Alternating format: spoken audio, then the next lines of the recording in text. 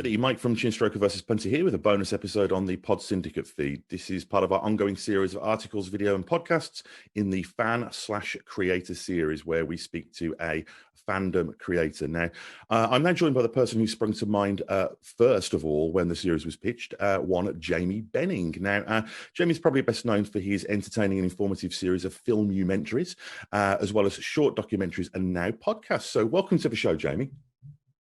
Hi, thanks for having me. It's a pleasure to be here. I was just wondering, before we get into the sort of the guts of the conversation, could you just describe to our audience what a filmumentary is, what this term is referring to?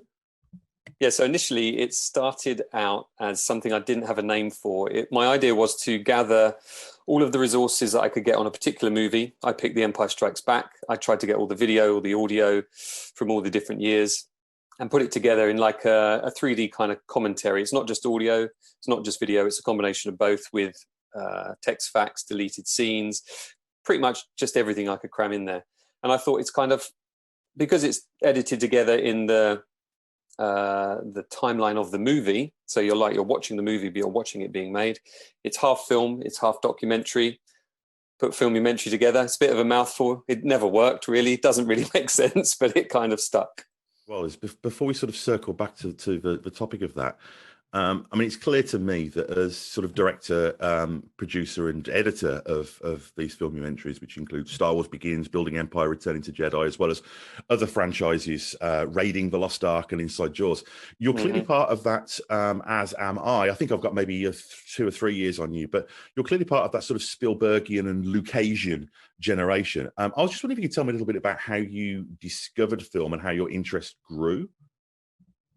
Yeah, well, I wasn't taken to the cinema very much as a kid, and as a 4-year-old, 3-year-old-ish maybe, I think my first movie was The Rescuers, I think, if it was from back then. My sister claims it was. I always tell people it was The Empire Strikes Back because I saw that when I was about 5. My first film at the cinema was The Rescuers.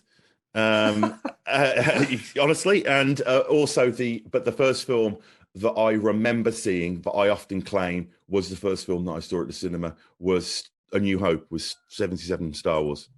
Yeah, because I saw The Empire Strikes Back. I also saw Superman 2 within a year of that. I get the two kind of mixed up as to when they were in my head, but I then had a moment where for my 7th or 8th birthday, it must have been, I was taken to see Return of the Jedi at the Dominion Theatre in London. Huge screen, biggest screen I'd ever seen. Me, my mum, dad, my sister, my cousins, my auntie, my uncle, we all went up there. And as I say, it was my birthday. We went to Hamleys and I got a load of, Star Wars toys in big Hamleys bags. And that moment really stuck in my mind. And my interest in film was kind of sparked then, because it was the first time I'd realized in loving Star Wars as a kid that films were made. Up until the age of 5, 6, I just thought they happened, they appeared, and you watched them. The idea that somebody actually could go and make them or could be involved in making them was something that was kind of tantalizing to me. And I bought the Empire Strikes Back sketchbook, and I had the magazine for the making of Return of the Jedi as well, which I poured through both of those and just fell in love with the process. And this, I suppose, just dawning knowledge that films are produced, that they don't just, appear out of the ether. How did that understanding, I mean, you mentioned this sketchbook, how did this knowledge and interest develop? Was that through the great making ofs, or tell me a little bit more about the sort of the knowledge that you ingested over that period? Yeah, so I think by the time I had seen Return of the Jedi, it was really sort of reaching what I thought was the peak. Then I remember the Temple of Doom coming out, and at that time, I remember for whatever reason, I think my mum would work at weekends and my dad was working on Saturdays.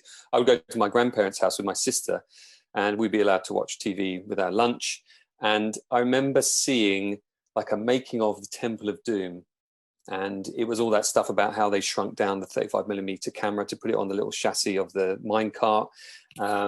And also, shots of Vic Armstrong swinging across from gantry to gantry, and, the miniature of the big water vat tipping over, and the matte paintings. And I was just kind of blown away, because this is the first time probably I'd seen a documentary about film other than Star Wars, because I'd seen the making of of Star Wars. I don't think I've seen the making of Empire back then, because I don't think it was around much in the UK.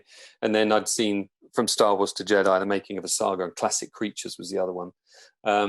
So I just ingested all that stuff. And also throughout the years, you know, I would take time to look through the Radio Times, the TV listings here in the UK, and look for anything like, you know, behind the scenes, any of those kind of movie magic programs. There was one, in fact, called Movie Magic. And I just finally got to a point where I thought I could make one of these. I could do something a bit different. I could pull all of that stuff together. And, you know, we'd start with the Empire one, with the Jedi one. I just took stuff that was already out there. You know, it was in people's private collections. It was things off TV. It was radio. It was television from the time. But for the Jaws one and the Raiders one, I started doing my own interviews as well, which, you know, has now kind of transformed into the podcast, really. I think one of the things as a viewer of the Filmumentaries and a sort of appreciator of them that really struck me was that it seems that what you're doing is it's one part filmmaking or one part an act of curatorship. And I think that the making of documentaries are often treated quite poorly from a sort of respect perspective. I mean, one of my formative experiences, I've got a very clear memory of the making of Superman. I remember that being one that got a lot of play on TV, on ITV in the late 70s, early 80s. I'm just wondering, was this the making of and the behind the scenes element, was that the core of, I suppose, what we'd now call your fandom? Or were there other areas of the films that you liked? Did you, you know, read the comics or play the toys or embrace any of those other areas of fandom? Or was it really very specifically about that construct? Yeah, I would say going further back before all of that stuff happened, it was definitely the toys. You know, I had all of, as I said, that trip to Hamleys and the Dominion with all my, I think I had the AT-AT and the Snow Speeder and a lot of the toys. And I think, you know, I had that typical thing that a kid would have, that you'd have some distant auntie who just heard you liked space toys, and you'd get the occasional Star Trek or Buck Rogers figure. Like, hang on a minute, it's Star Wars I like, you know. But yeah, I like those. I like the toys. I did have the Return of the Jedi comic weekly, I think it was, up until very recently. I sold those a couple of years ago to somebody over in Australia, actually. And I would, pour through those. I'd love the idea, because I think one of the things that Star Wars did for a lot of us, and I'm sure a lot of people have said this before, you know, people in our generation, is that it allowed us to kind of imagine a place that we could exist. You know, it was an entire 3-dimensional universe, and those comics, kind of as wacky as they were, with, you know, green rabbits and strange flying pink floppy-eared things, they, you know, sparked our imagination and showed us that anything was possible within that universe in a way. So yeah, I was definitely influenced by the toys. All the kids up and down my road, you know, all the kids at my school, we all had the toys. We all had slightly different ones. You know, I remember one of my mates down the road, James, had the vinyl Cape Jawa, which years later, of course, has become quite a legendary thing. And I remember my neighbor over the road would want to play with my figures and borrow them, and I would, you know, be very careful about that. I've still got some of them now, actually, in my house here. Some on display, along with some posters and things. So yeah, they were definitely a big part of that kind of path to where I am now. I think that's a very easy thing to overlook as well, is the power of the space, the room to dream, the imagination, fostering that franchise did. And I think that's one of the reasons why people can be quite emotional about it, which often can lead to, don't want to dwell on this too much, but can often lead to that toxicity that we sometimes see. In fact, that sense of ownership that I think comes from the fact that this is reconnecting to, you know, not just childhood nostalgia, but childhood imaginings. And I'm just wondering, Jamie, how has your relationship with this fandom changed over the years? Is it something that you continued, or is it something that you came back to, that you returned to? Yeah, so I would say by about 1985, I'd found computers. I remember a particular Christmas, I think it was Christmas 1985, my sister got a Commodore 64 with a bunch of games. I got the Ewok Village, and I remember playing with Ewok Village and kind of looking over at my sister on this thing, thinking, what the heck is that? Oh, okay. If nothing else is going to make you transition fandoms, then the Ewok Village is going to be that push that you need, I think, really. And yeah, I just got into computers, and computers were my thing. Of course, I got the games. I had some years later, a couple of years later, I got my own computer. Rather than hogging my sister's, I got an Amstrad CPC 464 with a bunch of games secondhand. And again, dove into those Star Wars games and played those games in the arcades and things. But yeah, there was kind of the wilderness years after that. There was no Star Wars in my life as such. I'd sold a bunch of my stuff I'd given a bunch of my stuff to a kid up the road who I didn't really like. My mum had done it. I never forgive her for that. And I sold some at a boot fair just to make some cash, because they were still, the hot ticket. People still wanted them in 1986. I guess that would have been 7 maybe. It wasn't till about 1992, I think, around there. I was about 16, 17. And the thing that really sparked it off was I was at school. I was in the library. And in the library, the librarian there, I don't know her name, but I can remember her face. She was fantastic. She put on these amazing displays of things. And one day there was a display of all the old figures, all the old ships, along with the Ralph McQuarrie portfolio artwork, so the big Empire Strikes Back ones and the big Star Wars and the big Empire ones. And my friend Mark and myself were just kind of, oh my God, I had that. I didn't know that bit existed, because I had like toys that I'd not seen that had come out subsequently, or that I hadn't, known about. And we both got talking about it. And he said, oh, I've still got all mine in the loft. And we spent like the day getting his stuff out and going through it. And then his brother walked in and said, what are you two up to? He said, oh, they're worth quite a lot now, those things. So this would have been, 91, 92, I'm guessing. And we found out a local model shop. We started to try to go to toy shops to see if there was anything around, but we were just kids, didn't have much money. I think I had my £10 a week or something. And we went to this model shop in a town. There was a bus ride away, and we found that Stephen Sansweet book about the collectibles. It was the gold and black cover with Darth Vader on it. And, again, we were like, wow, didn't know this existed, that existed. And we both just started kind of collecting, going around boot fairs and picking up things. And by the time I got to university, I had several £1,000s in my pocket from buying and selling these toys. So I just dove straight back in. And I remember around that time as well, the widescreen editions of the VHSs came out. All of the making ofs were reissued. And there was this sort of rediscovery by fans. I think the Star Wars Insider magazine was just about to come out, and Star Wars Galaxy magazine that used to give away the trading cards and things. So yeah, kind of, there was nostalgia there, but it was, there's possibilities here. And then the special editions were announced and the prequels were announced. Once the prequels kind of happened, there was another lull. I kind of didn't get on with the prequels. I was very disappointed by them. I was very much an original trilogy kind of person. And then I thought, I'm kind of done with Star Wars again. And then I had the idea of doing the Filmumentaries in 2006, 2007, just to kind of reignite my relationship with Star Wars, really, and remind myself why I loved it. And going back to what we said earlier, I loved it for the fictional universe that it created, but I loved it also that it was British made, mostly. There's a lot of British hands in there. So that had a connection for me. And also just that idea of, if you want to make something, you can, you can go and try at least.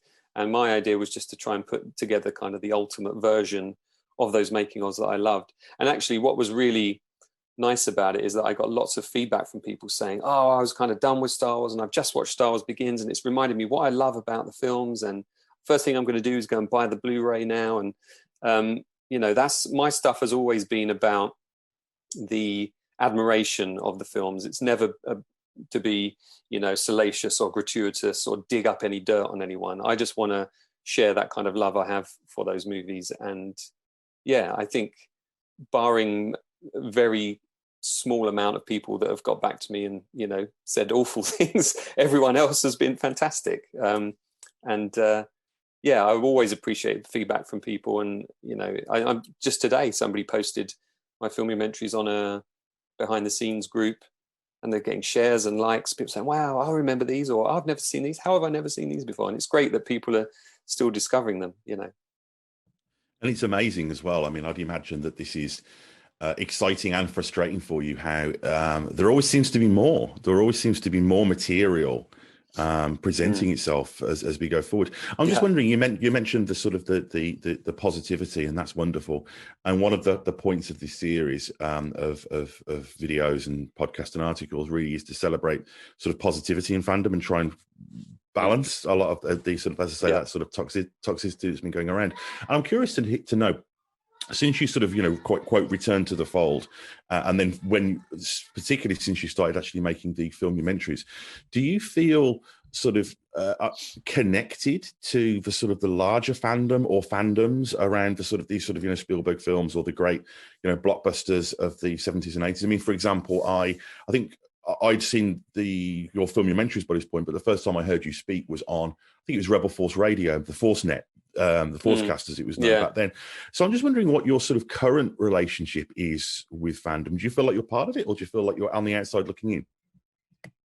I'm a little bit on the outside, I think. I'm not involved on a daily basis. I also would say with things like, my Jaws Filmumentary, for instance, and even the Star Wars ones to a certain extent, I haven't retained all of that stuff that I learned in making them. I'm not the expert. There are people out there who know far more than I do about, because there's so many different areas you can be involved in, whether it's the props or the toys or the kind of paraphernalia from the production or the films themselves or who the people were involved. There's so many more people that know more than I do.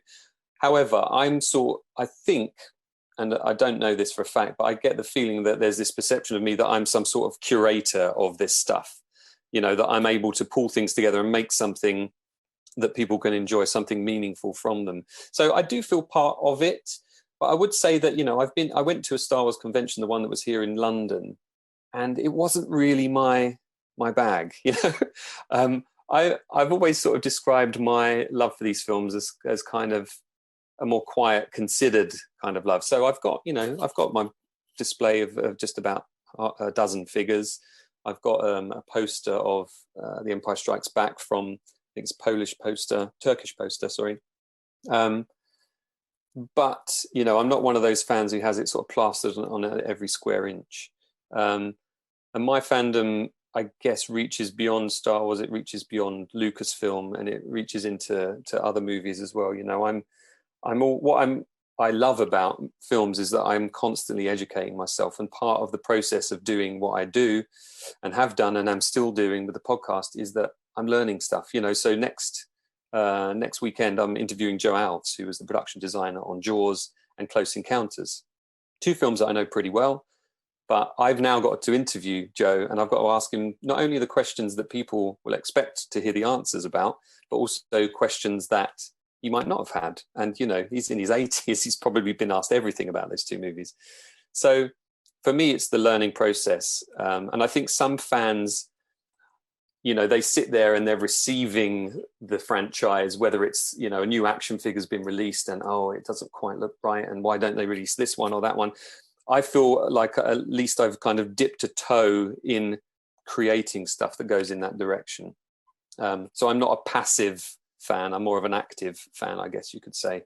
And, I have had some dealings with people close enough to the franchise to know the sort of realities of it, rather than having this kind of, I think some people have a very different view of particularly the Star Wars franchise and what it is and what it's attempting to deliver.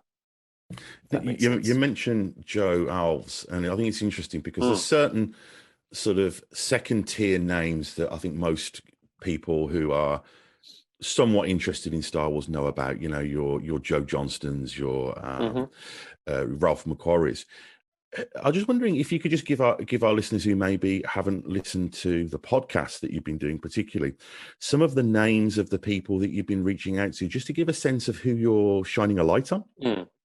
Yeah, so for my first episode, I basically nicked an interview that I'd done for my Raiding the Lost Ark Filmumentary. It was with Wolf Kahler, who played Colonel Dietrich in Raiders, and it was in a noisy coffee shop with a kid crying in the background. It was the first time I'd ever used a microphone and interviewed someone.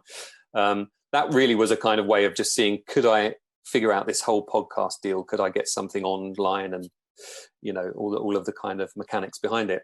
And then by the time I've reached my third episode, I'd interviewed Tim Rose, who was a puppeteer for Admiral Akbar, and he worked on building Admiral Akbar as well.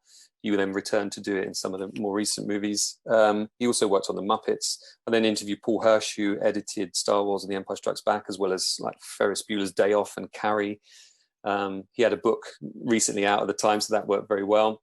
And I've gone and spoken to people like, there's a guy, Marty Brennis, who worked for ILM for a number of years and was known as the droid. He was the guy that would just tinker away at night fixing things. And he's just seen the whole ILM, history just moving across his view. And he had some great little stories. There's another guy, Martin Munier, who's a Paris-born animator who worked on a lot of Henry Selick's movies, James and the Giant Peach. And that was his first one. And he went on to work on a number of projects with him, but again, was working in the same domain as, Phil Tippett and Dennis Muren and has rubbed shoulders with him and is a fan like us. He was down in ILM down in Phil Tippett's workshop digging around, and he found like the trash compactor monster, the Dianoga, just there in a box. And Phil had kind of forgotten it was there, and they auctioned it and, made him loads of money. And what I'm trying to do with these podcasts is dig out those stories. So most recently, I've spoken to Mark Mangini, who's a sound editor and sound designer who worked on Raiders of the Lost Ark, one of his first jobs. He was primarily responsible for doing the 3D sound effects, the surround sound effects in the shootout in Marion Ravenwood's bar. And then since then, he's gone on to work on films like Mad Max Fury Road, for which he won an Oscar. And he's worked on Denis Villeneuve's Blade Runner 2049. And it's just these people who've been in the industry a number of years, but haven't necessarily had a chance to tell their story, but have such insight into what their craft is. I've got Joe Alves next week. I'm also interviewing a guy, Gavin Rothery, who worked with Duncan Jones on Moon, did all the production design and visual effects. He's now made a feature film himself called Archive, which has recently come out. So he's coming on. I'm hoping to speak to Howard Kazanjian, who was producer for Lucas on Return of the Jedi. Well, he was a key voice on Howard the Duck, I think, if I remember. Yeah, absolutely. Correctly. Yeah. One of my favorite ones recently, I spoke to Nilo Rodis Chamiro, which is a name I've known since 1980. He was one of the designers. He was an industrial designer brought on by Joe Johnston to come and work on Empire. Didn't know film, didn't know sci-fi, didn't know films were designed, but cannily he was employed and just told to create things, so he created things like the ATST and later on the Biker Scout. He was the costume designer in Return of the Jedi. So all of those figures I've got lined up in my case downstairs from Return of the Jedi are pretty much from Nilo, and wonderful guy, very humble. How is that? How does it feel talking to these people? Is it exciting? Is it nerve-wracking? These are people who have created your subconscious in some ways. What's that experience like? It's never been disappointing. I always get a bit of a buzz doing it. I work in live television myself. I have done for 20 years. I work on motorsport, and I get the same sort of buzz from doing the podcasts as I do when a race is about to start. Like, you've just got to kind of nail this. You've only got this finite opportunity to get it right. But I also, my podcast, very much like we're doing now, is very much a conversational thing. There's nothing showy about it. One of my mates did make a nice theme tune, but there's nothing else showy about it. It's just two people chatting. And sometimes, with these guests, we finish recording and then we go and chat for another 40 minutes because there's just so much to talk about. And in the case of Nilo, we've been emailing for the last 3 weeks, just having a conversation. He's invited me out to the Philippines next time he's there, to his house out there. He lives in Vancouver, and he said, come down. I owe you a drawing. He said he's going to do me an original drawing and stuff. Wow. So, I think what they appreciate about me, perhaps as an interviewer, is that I'm not, tripping over myself and fawning over them.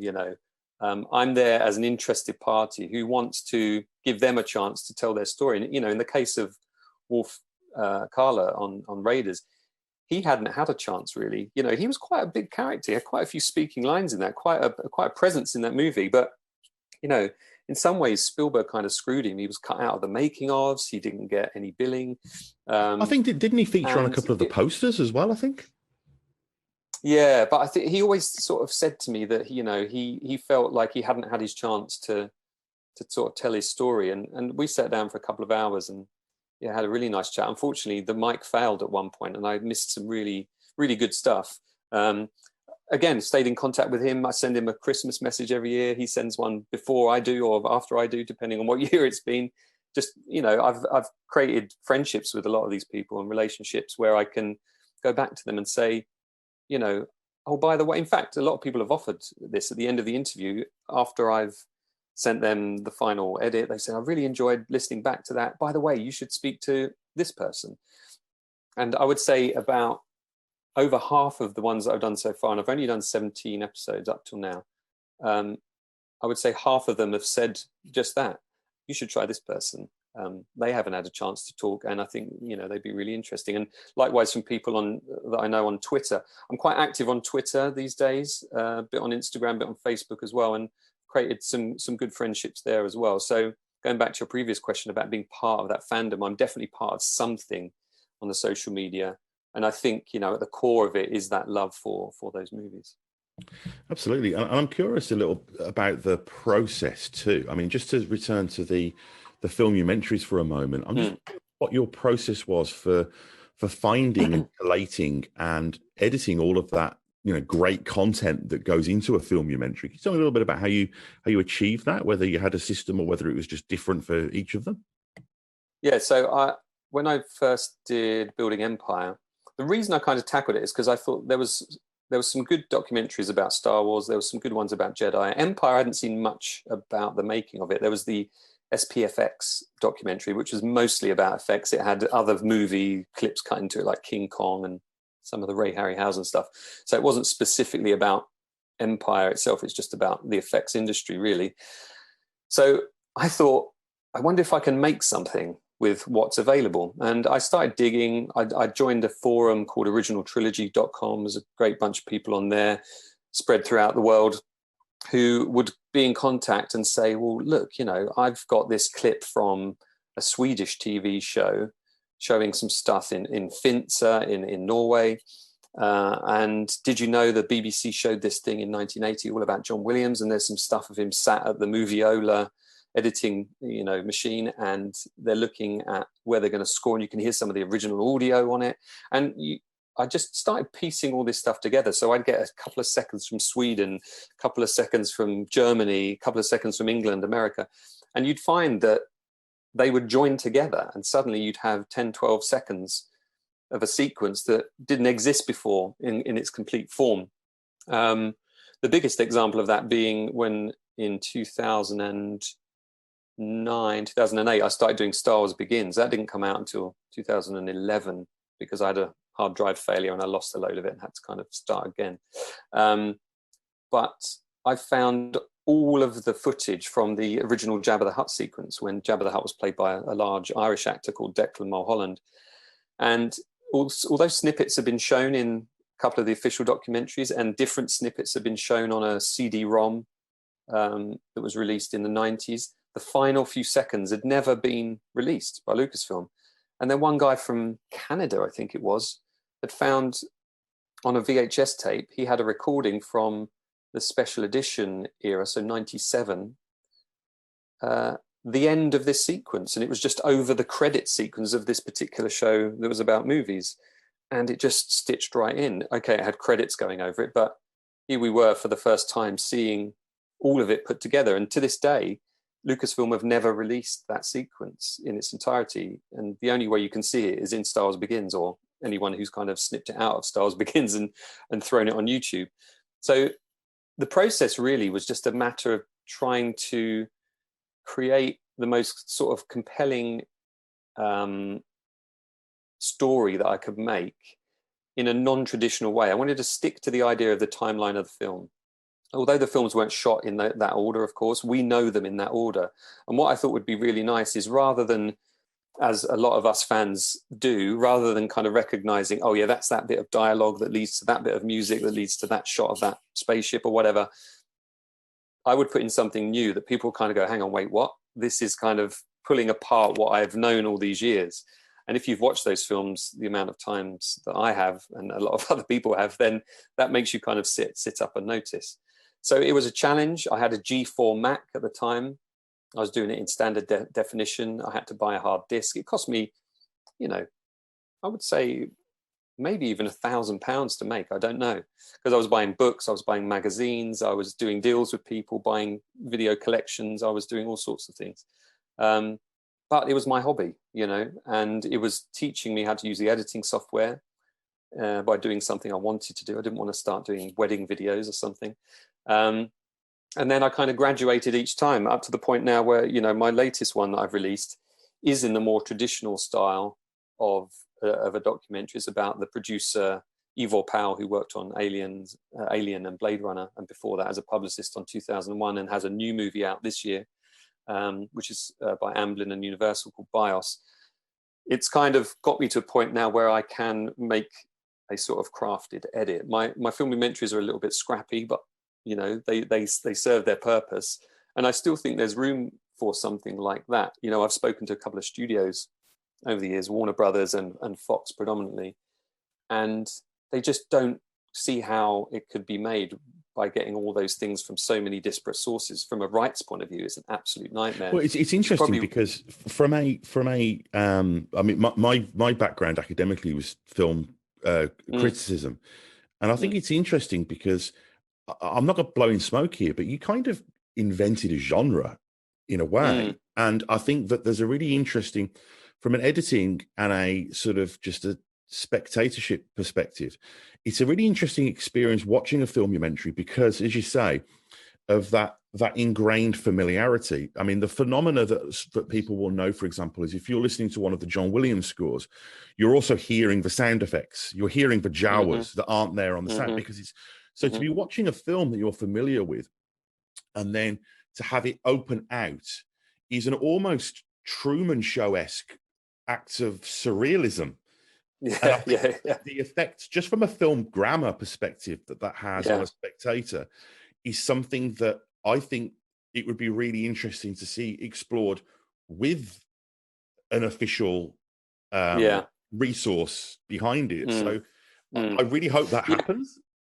Yeah, well, I think in some ways, you know, one of the things that was most gratifying was seeing people contact me and saying they're using them in education to sort of show people how you can create something new from disparate sources and do your research, et cetera, But one of the other things that was really gratifying was that it started being copied. So I can't think what studio it was. They had that maximum movie mode on Blu-rays where you would watch the movie and then a little box would come up in the bottom corner, you know, of the stars talking about the film. The problem was that from a DVD and Blu-ray authoring point of view, it's too expensive. You can't have a whole other movie that's the length of the movie or more. You know, like in the case of Raiders, it's over, or Raiding, my one, it's over 2 hours because of all the material in there.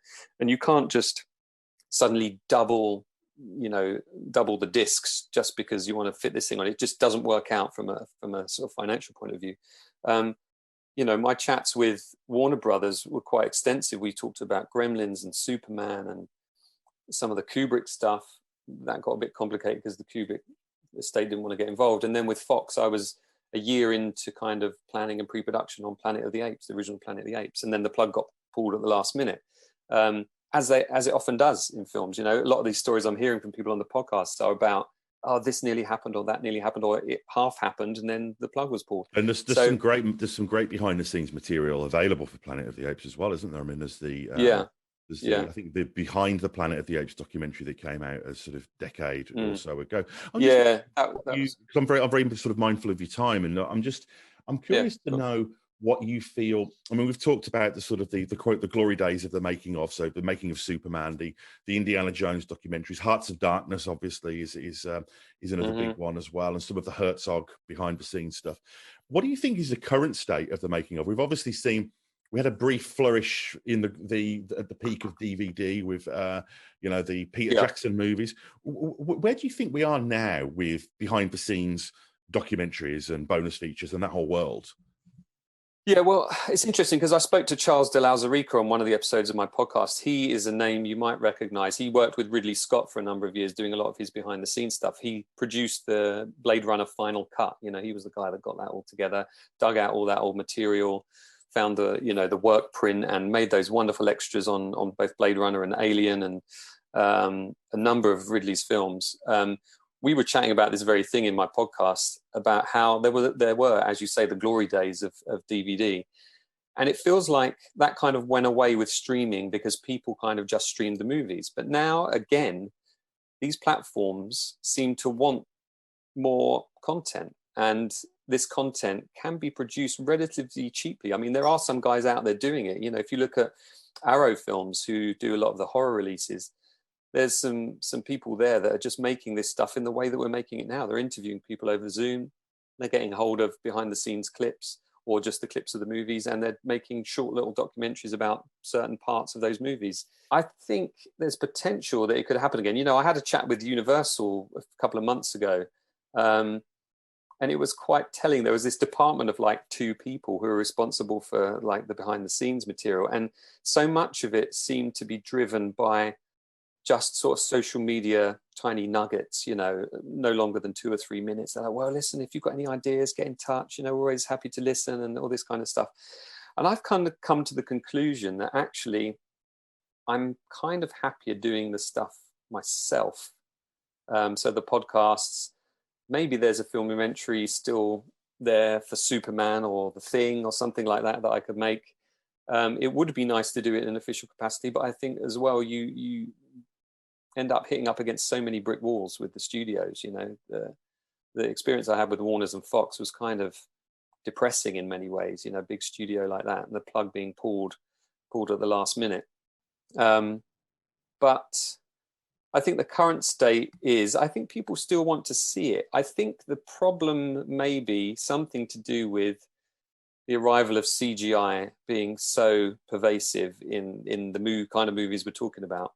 So there isn't really a need to understand how it works anymore, because people just go, oh, well, you just chuck it in a computer, which we, of course, know is not true. And there's amazing artists involved. But, you might have had a few thousand people involved a few hundred people involved in some movies that we were talking about earlier. Some of the more recent movies, those credits go on longer than some TV shows now. There are thousands of effects artists. And I genuinely don't think that some poor kid in Sri Lanka beavering away animating a blade of grass is going to have as compelling a story to tell. One thing I would say, though, is what is encouraging is there are filmmakers like Gavin Rothery, who's made this archive movie, and Christopher Nolan's doing it as well. There is this sort of return to the benefits of practical effects, not just practical just to be cool and retro, but is it the best way to do what we're trying to achieve, or is CGI the best way? And one of the ones I would love to do a documentary about is Jurassic Park, because that's the fusion of those 2 worlds just at that crossover period. And actually, I'm hoping to have quite a big figure in sort of Jurassic Park lore on the podcast. Well, Jurassic Park was that film where the film itself oscillated between production choices, didn't it? I mean, you had what Tippett was doing, and you had these 2 almost warring departments who were sort of vying, and I think that is a real sort of almost dramatization of the change that was occurring in Hollywood at the time. But would you say that your sort of passion for the subject is the main thing that powers you along with the production of this content? Or, I mean, are there days when you think, oh, bollocks to these films, I'm sick of them? So do you rely on that to sort of fuel you?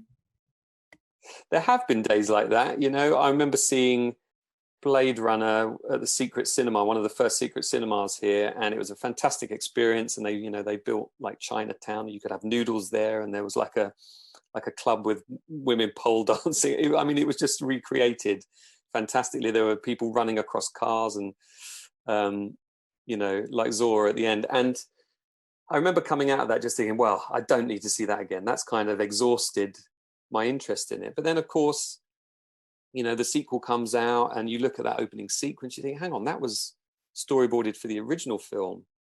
They're stealing bits from the original film. So, my interest gets kind of sparked again. And it's the same with the Star Wars films. I haven't been a huge fan of the sequels. I think there's been some great moments, and I do like that new cast. But what I love about it is that people are going back to those original drawings from Nilo and from Ralph and from Joe, and taking the best of the rest that, you know, was turned down by Lucas at the time. The same with The Mandalorian. I've actually loved The Mandalorian. I think that it's, you know, managed to keep that kind of Return of the Jedi aesthetic throughout. And there's some great making of material for that as well. Yeah, really good. Again, and it's because it's another fascinating turning point in the making of process, you know, with the big screens and everything, the big LED screens. Yeah, I was kind of disappointed that the series 2 didn't have as big a making of. I think that was a victim of the lockdown, and I'm just wondering. Yeah, absolutely. I mean, speaking of which, how do you find the time to do all of this? I'm a parent as well, and I'm just wondering, how do you fit all of this stuff around your life? Yeah, I've got 3 kids, a wife. Yeah, it's and you know, I work as a freelancer. I'm an editor, a live editor, and a sort of replay VT director, predominantly on Formula One, but also on other sports and other shows and things. But for the last 20 years of doing that, I've been traveling the world, particularly with F1 and Formula E and athletics. I've been traveling the world, so I would have time on coaches and on planes, not so much on planes, maybe reading on planes to do research things, never really editing, sometimes in the hotel room, days in between back-to-back races. But also it's my hobby.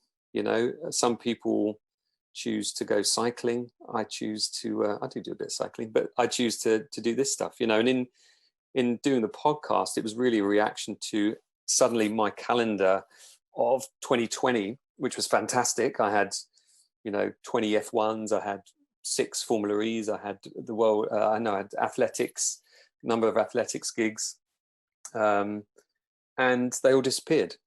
So as a reaction to that, I was at home, I was furloughed as a limited company. It was 550 quid a month or something. And I just thought, well, what am I going to do? I'm the sort of person, if I'm not doing something, if I'm not creating something, I go a bit crazy. My wife will attest to that. And doing the podcast was just a way of kind of flexing those muscles again and using that established brand, if you like, of Filmumentaries to kind of dig around and see what else I could find out about those people and those films that I'm interested in. It is difficult sometimes, you know, like fitting in chats. Like my chats next week, I'm doing 2 interviews, Saturday and Sunday, and they're not at the greatest time of the day. You know, I've had to move things around, but at the moment, all I'm doing really is going to the park every day for a walk or a run and homeschooling my daughter while my wife is working. Fortunately, she's working. And yeah, come March, my F1 work will return and I'll be busy again. But, you know, during the season last year, I was interviewing people in my hotel and stuff like that. But now we're doing it all remotely. I am at home more. But, you know, I've got a little setup here in my office up in the loft, and I've got my microphone, I've got my laptop, and that's all I need. And the rest is just trying to convince people to do these interviews and convince them that it'll be something different, something new, and, you know, just a conversation. And that's what I like. That's what I like to do.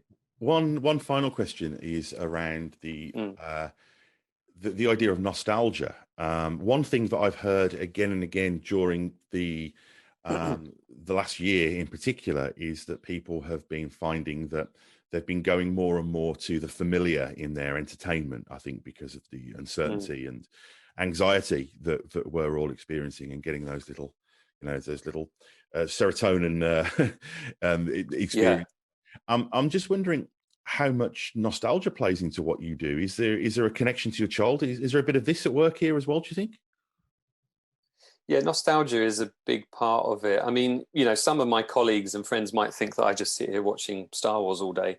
I don't think I've seen either of... I think last time I saw a Star Wars movie was Return of the Jedi last year for my birthday. My kids said, let's watch a Star Wars movie. They don't like Star Wars movies, but they said, it's Daddy's birthday, let's watch one. And I said, well, I guess the most kid-friendly one is Return of the Jedi. Let's watch that.